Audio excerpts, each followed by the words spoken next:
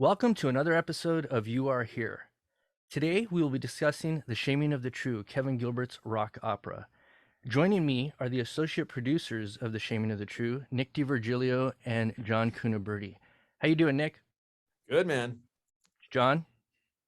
I'm here. It's early, but I'm with you. Yes, we had to. Thanks, Nick. We're all over the country and all that, so we had to coordinate the time scheduling. So this is actually very, very bright and early one day for us. For Nick, you should be up and having dinner by now. 9 a.m. is bright and early. Hey, you know how it is.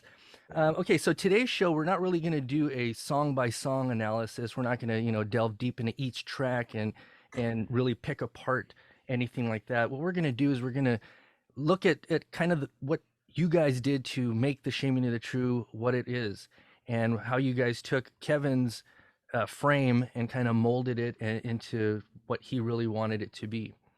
We'll play some song samples, some sound bites. Here's some things that you haven't heard before. So let's get into bring everybody into our world a little bit. Nick, you knew Kevin starting in '94. You did you performed with him, you recorded with him, you did some projects with him. John, what was your role with Kevin? When did you first meet him? I was trying to think of that this morning. I'm a little foggy. Maybe even Nick can get me up to speed on that. I believe the first time I met Kevin was to mix the South by Southwest show. Okay. Or possibly it was the Troubadour show, or it was coming in to help finish or archive or look at remnants of shaming. Mm-hmm. I get those three mixed up. I know that it would have probably been South by Southwest, because timeline wise that was first. Yeah, South by Southwest was I just wrote this down this morning, March of '95. Mm-hmm. And then the Troubadour was June of '95. And I believe all that took place before we did any recording on shaming. If I'm not mistaken, I think Nick knows, because I think I met Nick at NRG and we recorded your drums there. Right. Yeah. Right? So you must have met Kevin before we started shaming. I mean, before he passed, because we worked at that studio together. Right. Was that before or after South by Southwest? I think it was after. I do think it was. Okay. Got it. Okay. So yeah, there's your timeline. Sorry, it's a little. No, it's fine. Yeah. I mean, I don't exactly remember either, but I think you're correct about remembering that. Okay. So now we're caught up on where everybody comes into play here. Now let's shoot over to May 9th, 1996. Nick, you're performing at the Wiltern in Los Angeles with Tears for Fears. Kevin shows up, sees you perform. And how is that when Kevin sees you there? I mean, you're on your first big tour, Tears for Fears. Here you are swinging by your hometown of Los Angeles, and your new buddy Kevin's coming to see you. How is that?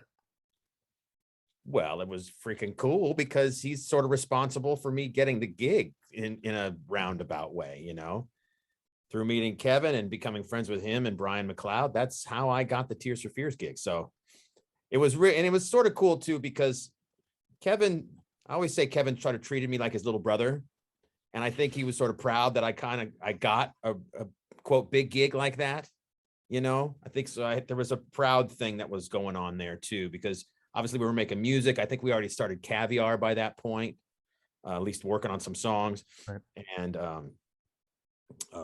even starting to work on shaming a little bit, like we did with John at NRG. So I think it was cool that he was there to witness that. Good. So now, unfortunately, a little over a week after that, you're still on the road, and it comes to be that Kevin passes away. Must have been a huge shock, for you. I think you were overseas, weren't you? No, I was home. Were you home? I was home, yeah, because John Rubin called me, and we were living in our tiny little place in San Marino, adjacent Pasadena, so I was definitely home.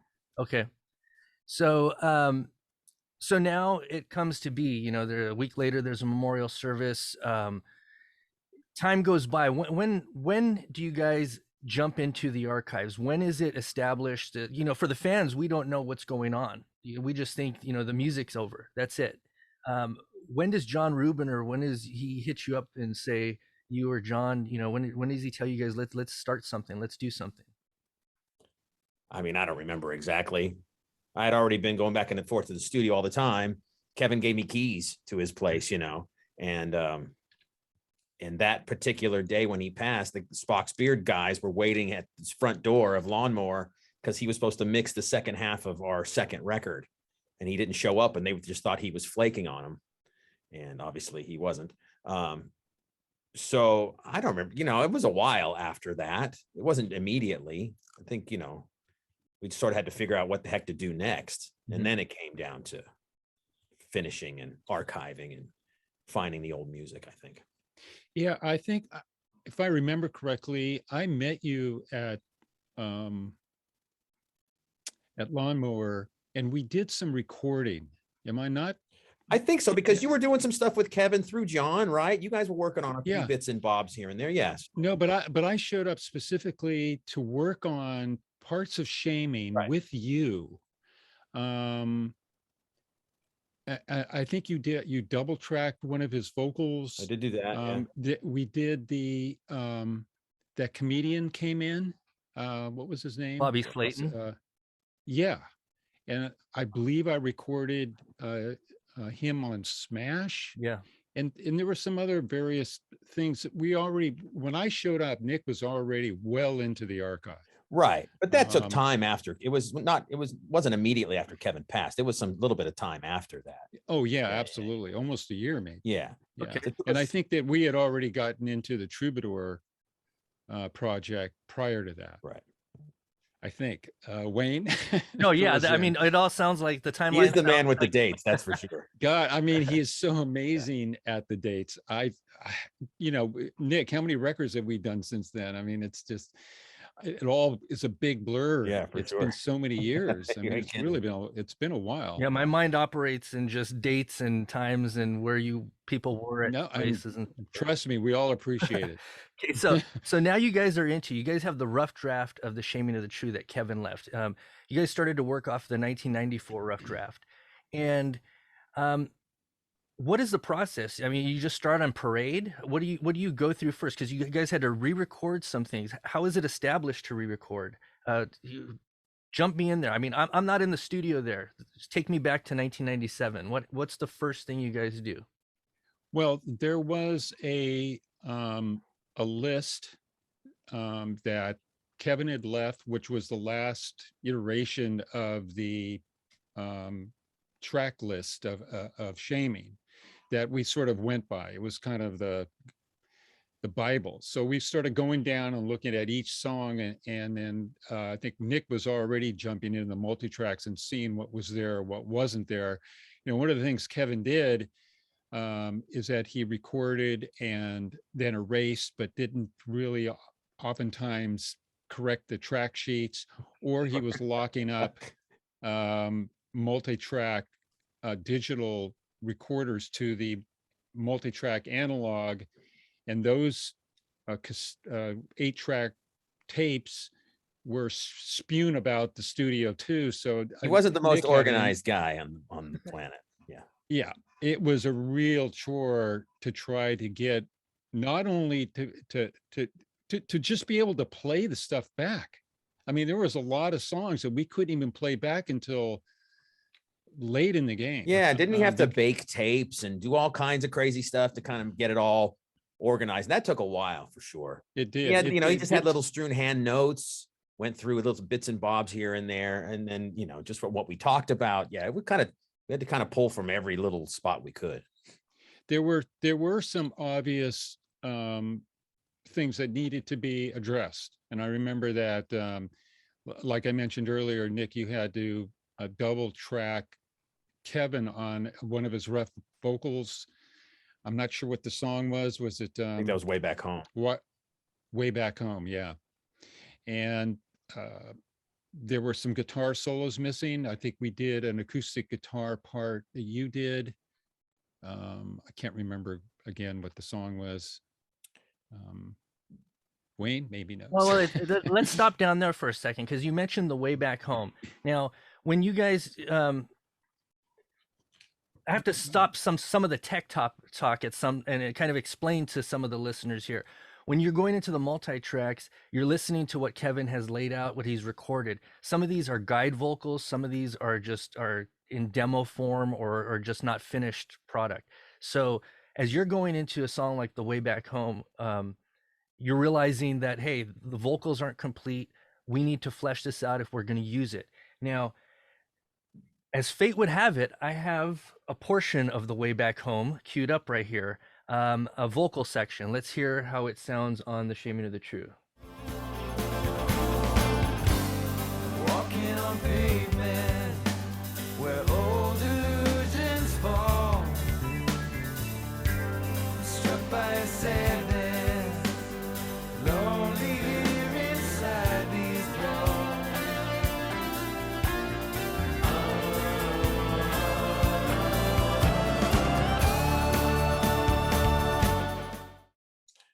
Yeah, well, see, that tune, that was the one song that was the least recorded of all of them. Correct. It was really in demo form. You can hear the click. The reason there's the shaker sound, the sort of tambourine weird shaker sound in the back, that's the click track that was sort of bleeding through, but it sort of sounded like a percussion part.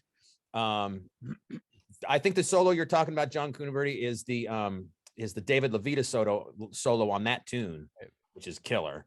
We recorded that at Lawnmower. The background vocal section right there going into the guitar solo was me and Tommy Dunbar and John Rubin. And I'm not sure who else was on it. Now check this out. So that section I just played, now here is that same section now, and people listening at home and everything, put your headphones on because you're gonna hear Nick and Kevin and all the voices that he's just talked about.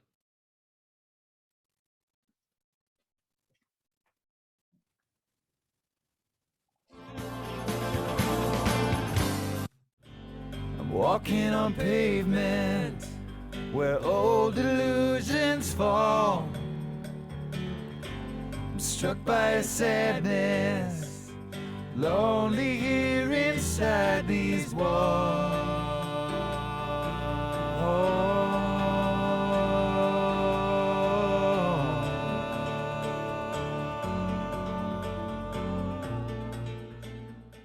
And you do hear that click right there that you're talking about, a little shaking stuff.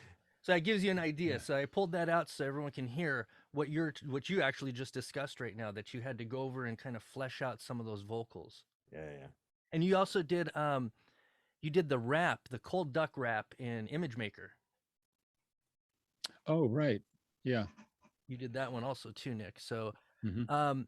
now in some of these songs, did you guys know that there was supposed to be guitar there? Did you think about this? Like you were mentioning, acoustic guitar needed to be added in certain parts.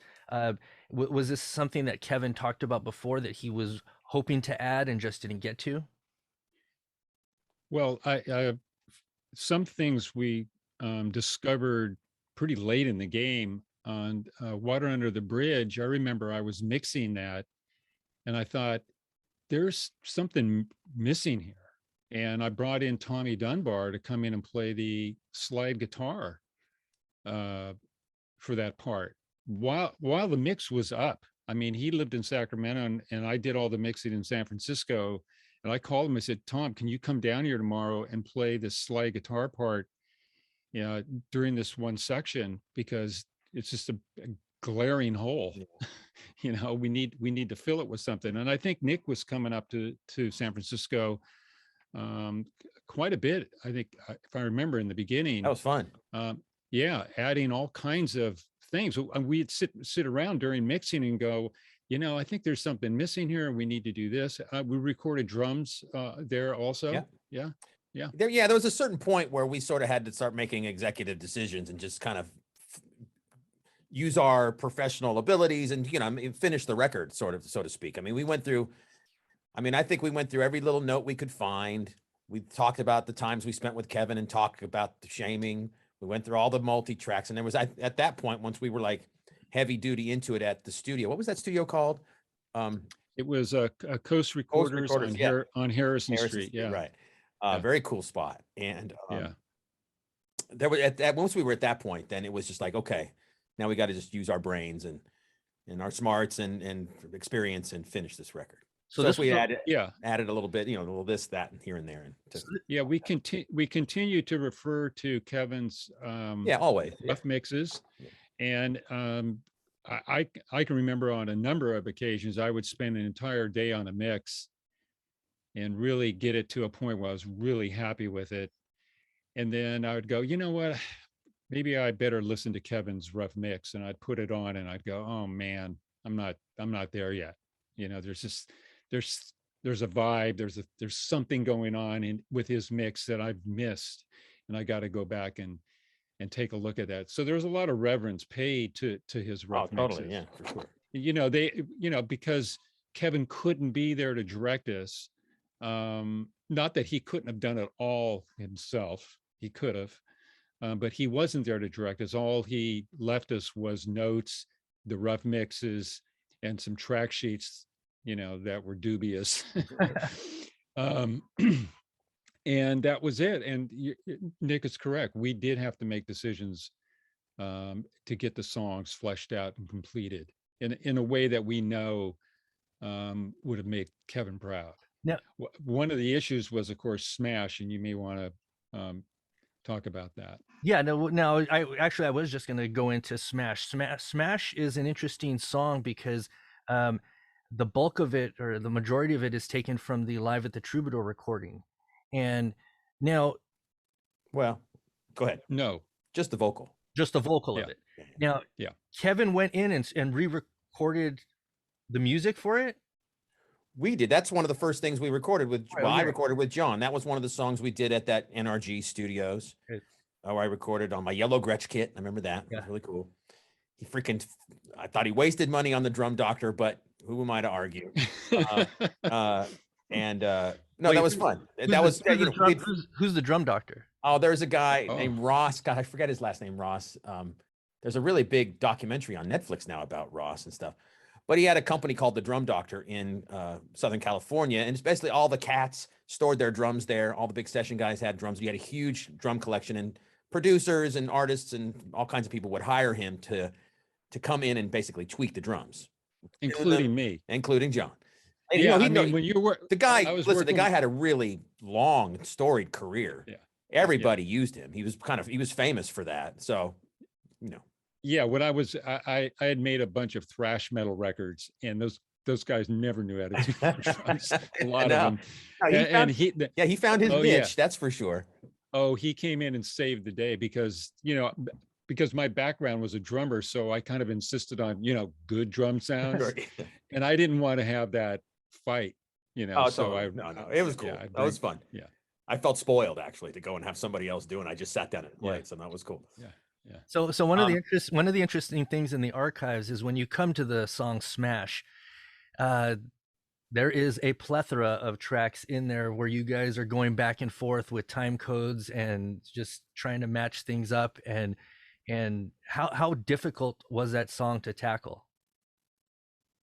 Well, it was I think we'd written that song off until I got started working on the Troubadour mixing, and realized that we have this isolated vocal. It's a possibility. I think I just floated the idea to John Rubin. I said, hey, I can take this, I can pull the vocal from that, and I can bring it over to this mastering studio that has a very sophisticated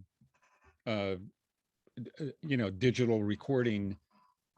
You got to remember, this is 95, the 96. Technology was way different, even in the 90s. Way different. Yeah, this is something Nick and I could do in Pro Tools, in an hour or two. Then it was very, very difficult. So we had to pitch it, we had to time it, and we had to also remove as much of the audience as we can. And of course, if you listen closely, You can hear him in there. Yeah. you can hear some Right. audience reaction, and we thought it was kind of interesting and fun anyhow. So the vocal, in my opinion, is still a bit undermixed. I think I was worried about it. But it's just one of those phenomena, and it had to be on the record. And I'm glad we went ahead and took the time and energy to do it. Yeah, for sure. Because it really needed to be there. And Russ nails that solo. Definitely. Oh, it's great. Yeah. Now I'm going to play a little snippet of something that you guys did. And after we play this, you guys can fill me in on what the heck this was. Okay. Let's see.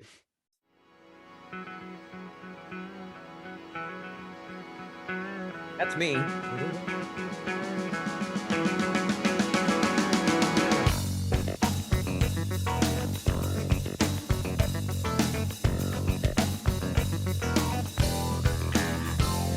Feels good. That's funky.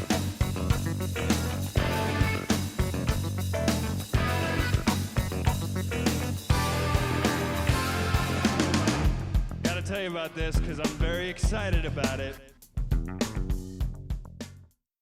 That one's called the Silly Dub Mix. Do you guys remember doing that? That's called Silly Dub Mix. There's 2 versions of it in there, but it has a cool vibe in it. And it does have Yeah, that's good. That's good less guitar. Yeah, it's pretty cool. So you guys went through some of these things. This gives kind of like the listeners' idea of what you guys were going through, placing things, messing with things. Let me say one thing too, and John I think you were around for this kind of stuff. It took me personally, a while to convince Kevin, because he had these songs around for a long time, some of them for quite a long time, just sort of sitting there in their demo shape.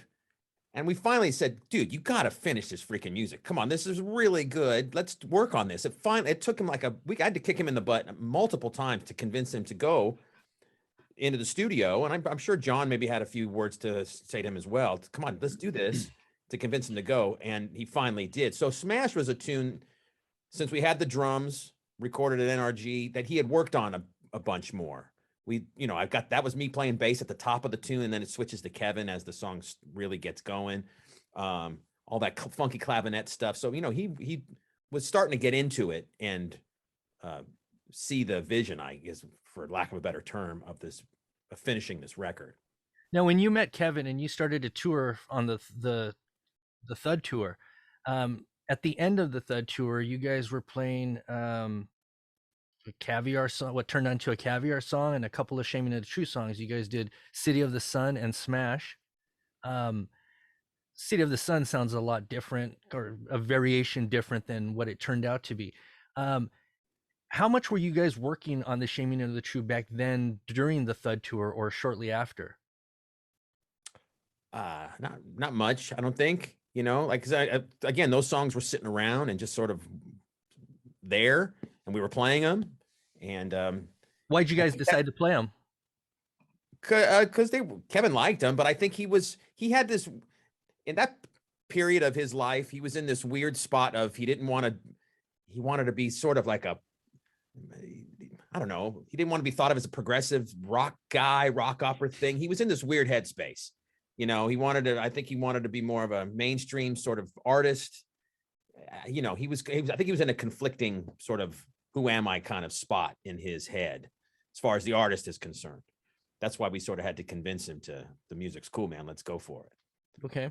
So now you do. That's how I remember it. John might have different, ideas. Well, I'd just add that at 93, 4, and 5 was a very interesting time in the music business, with grunge coming out of the Northwest, and sort of the remains of whatever was prior to that, and coming off of Cheryl's huge success. I mean, it was a very interesting landscape.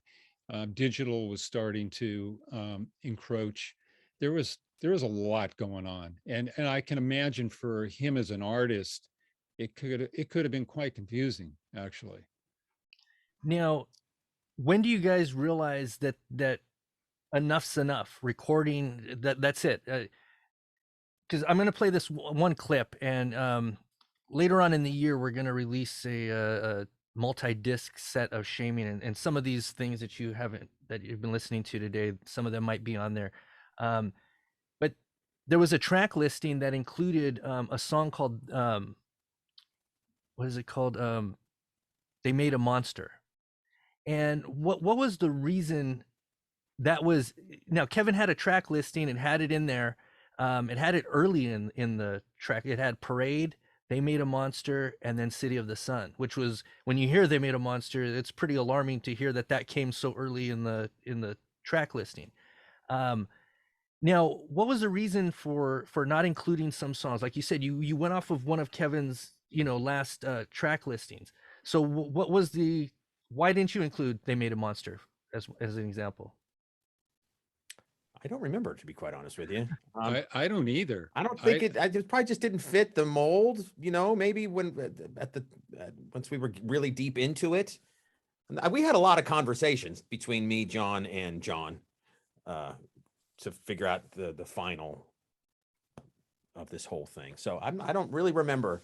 I don't think it was a very completed tune, Well, let me play just a little bit of the music so people can hear just kind of what we're talking about. Isn't Tommy Dunbar playing guitar?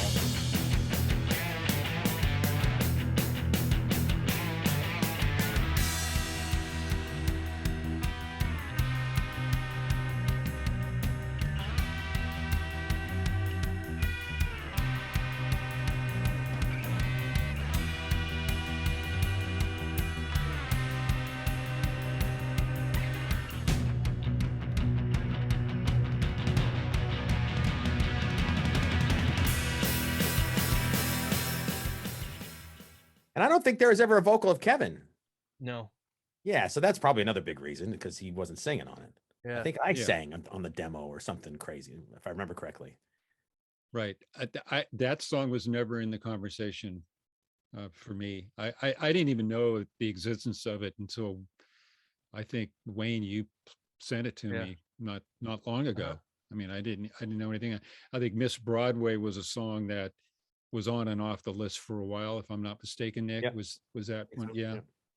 Yeah, there's actually there was a bit of a light bulb moment about 6 months ago, and I've found something in Kevin's notes that matched another portion of Kevin's notes, and it'll come out in the multi-disc shaming. But John and I were able to connect a storyline that connected a whole string of songs, including They Made a Monster, and it revealed probably a 3-album length edition of Shaming of the True that Kevin had.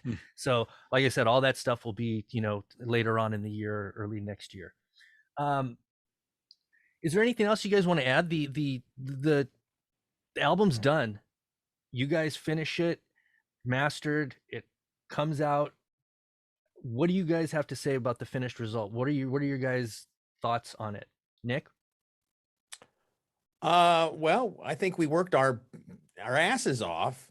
John especially. I mean, he spent hours and hours meticulously, making this record. And I spent all that time doing everything I did as well. I think I'm proud of the way it turned out. There's a lot of people, maybe not as many people, who should have heard this record. Hopefully there's more in the future, but it touched a lot of people. It stood the test of time. People are still listening to it to this day. I think it's a good representation of Kevin's artistry. He was a badass, and I'm proud of what we made. John?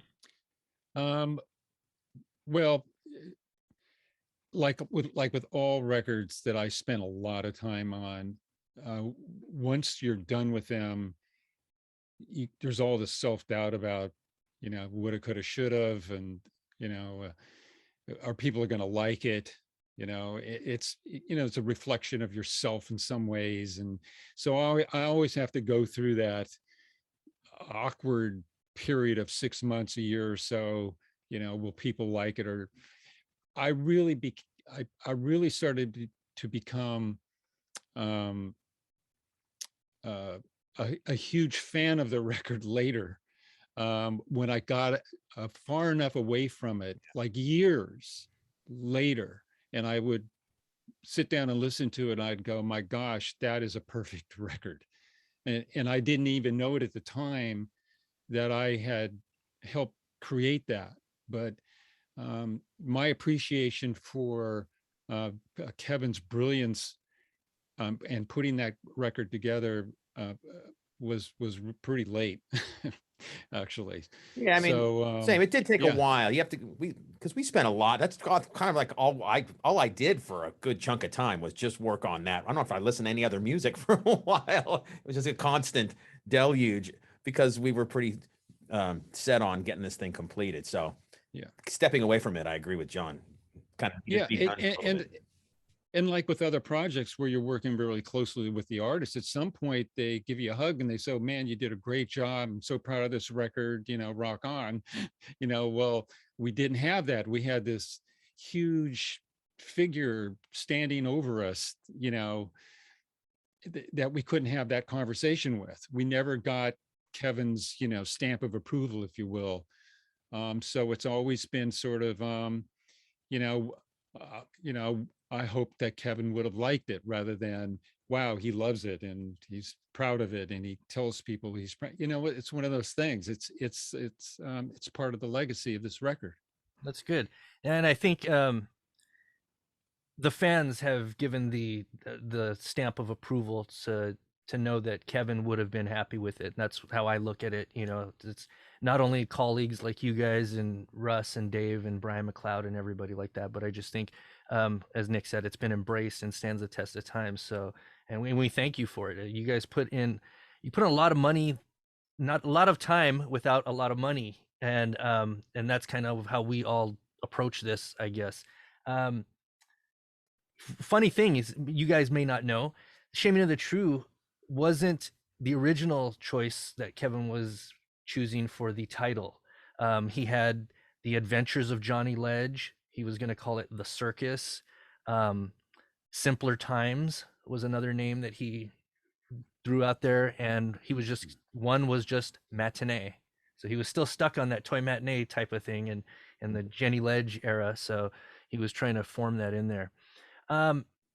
John, I wanted to ask you about the remastering process. How is it when you remaster something? Shaming the True's been through a few remastering treatments, and it's recently been under one for the vinyl edition that's out. So how do you approach that? Well, every iteration of the Shaming of the True, I've had an opportunity to go back and look at the mastering, excuse me, and make changes or adjustments or repairs, if you will, that I couldn't actually do in maybe previous versions. Again, in the early 2000s, late 99, digital technology was pretty damn good as far as converting the analog to digital. The converter we used was truly state of the art, and probably still is.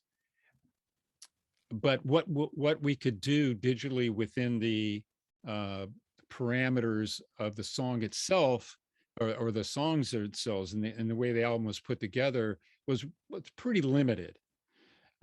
So if you fast forward up to the next iteration that I mastered at the plant, because by 2000 I had opened up my own mastering studio.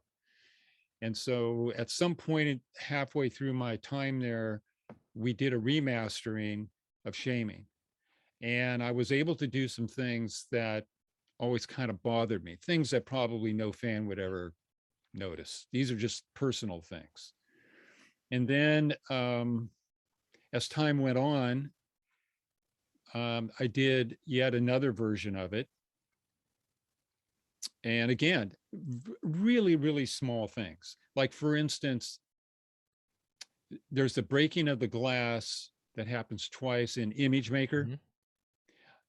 The first mastering, I felt it was never quite loud enough. Mm-hmm. So in the later versions, you'll notice it's a bit louder. I'm talking like a dB here. Yeah. Probably a fan would never notice. There's also the amount of compression and limiting that had been applied over the years. Of course, in the early iterations, having a loud CD was um, the name of the game. So I started to back that down a bit. The vinyl version is probably the most dynamic. It probably has the least amount of compression applied to it, just because of the nature of vinyl, and it allows us to do that. So yeah, there's been small things that I've been able to do along the way, but I've always gone back.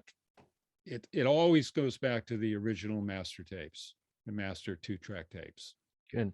Now, Nick, one other question I wanted to ask you about the Shame of the True. You've performed it a couple of times, once in 2002 and again in 2012, 10 years later.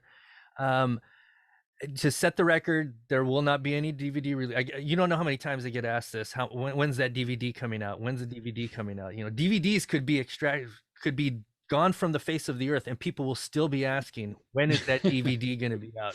So once again, Nick, no DVD, correct? No, I don't even know where those tapes are now anyway, but we had that sort of in our mind when we did it. This was one of, Mark Hornsby sort of vision and all this kind of stuff. I'm proud of what we did. It was a lot of fun to perform, but it was one of those things where would the recorded performance be as good as the feeling of the night when we were all there together? Mm-hmm. And there would have had to been some fixes and some tweaks and some smoke and mirrors done to make it all kind of come out. And would it be representative of Kevin? I don't know. So it was just one of those things where it's like, in my mind, I just felt it was better to have it be a special moment where we all shared it together. John was there and saw that show, and it was quite fun. We had a good time. You were definitely involved in it a lot, Bruno. And I just felt better after it was all done and we celebrated and all that kind of, it was just a good celebration of Kevin's life and his music and this music. And it was good. It's good to just leave it there is what I felt. And rather than trying to make money off it and do some other commercial thing, I felt better about that. Will there be place for another performance in the future?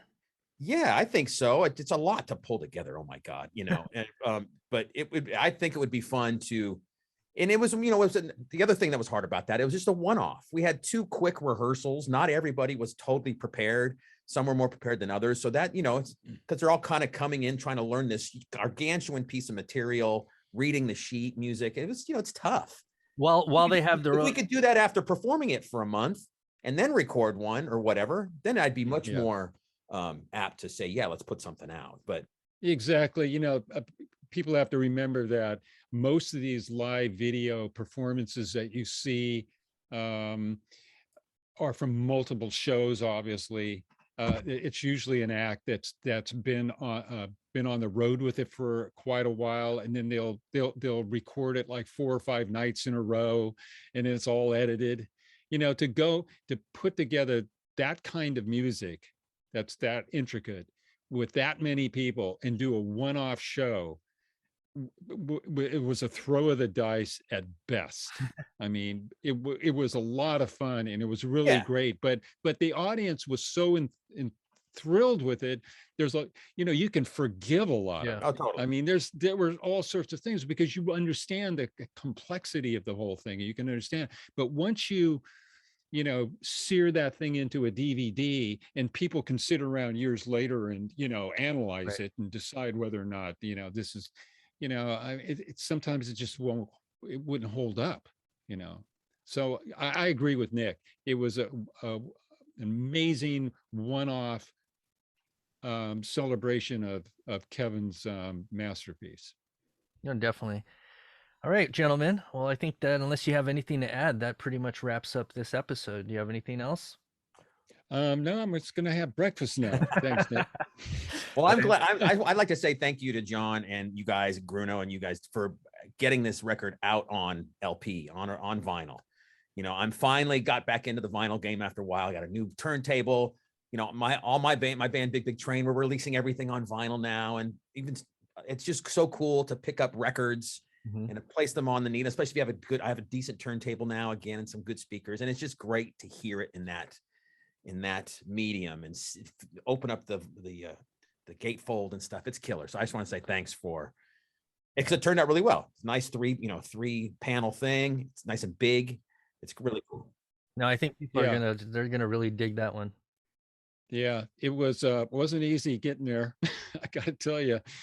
Every road on that vinyl edition was climbing a mountain. Every road, all the way. Yeah, yeah. It was not easy to get it to where we have it right now. So We're still climbing that road, and it's not released. But or is there some new glitches I haven't no, heard but about? it's just the final production stages. But by the time everyone sees this, they'll have it. They'll hopefully start having it in their hands.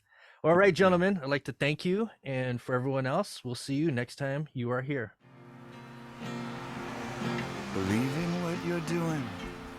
Remember who you are. And who knows where you'll go.